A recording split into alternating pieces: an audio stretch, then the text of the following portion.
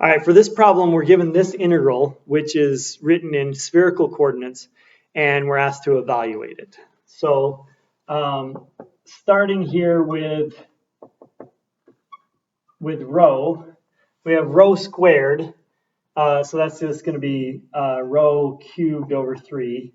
And we're going to evaluate that from 0 to 7 sine of phi.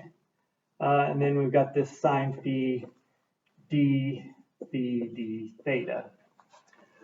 All right, evaluating this from, if we plug in 7 sine of phi for rho, we're going to get 7 cubed is 343. Let's go ahead and right now take that 743 thirds and put that out front. So 343 thirds. That's going to go out front. And then what we're going to be left with is sine cubed times sine, and which is going to be sine to the 4th of phi, d theta. Now, it seems like we've come across something like this before this semester, the integral of sine to the 4th.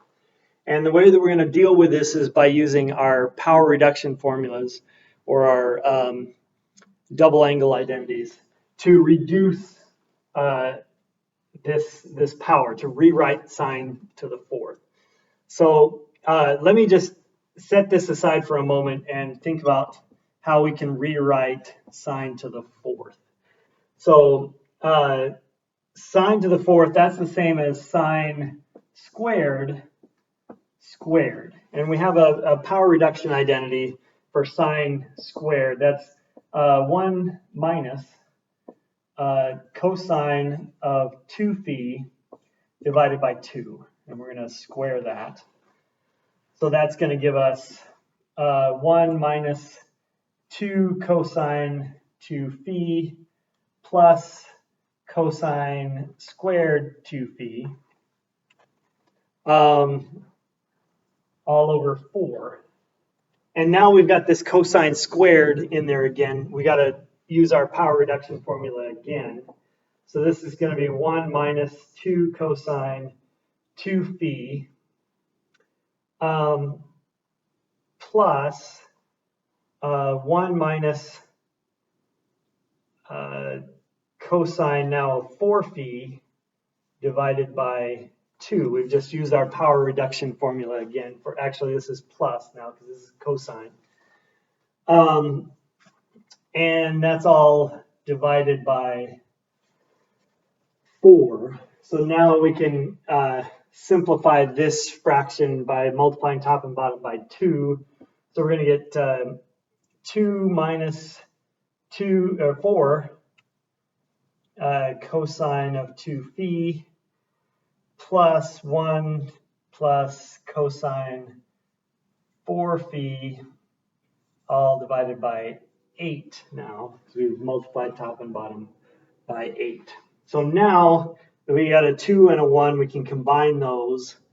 And so let's rewrite this sine to the 4th as 3/8, because we've combined that 2 and that 1, minus 4 cosine 2 theta divided by 8. So that's 1/2 cosine of 2 phi. And then plus 1/8 cosine of 4 phi. And now we can plug that into here, and that's something then that we can integrate. So this is going to be 343 over 3 times the integral from 0 to pi of all of this d phi d theta. All right. So moving on. Now we have 343 over 3, integral from 0 to pi.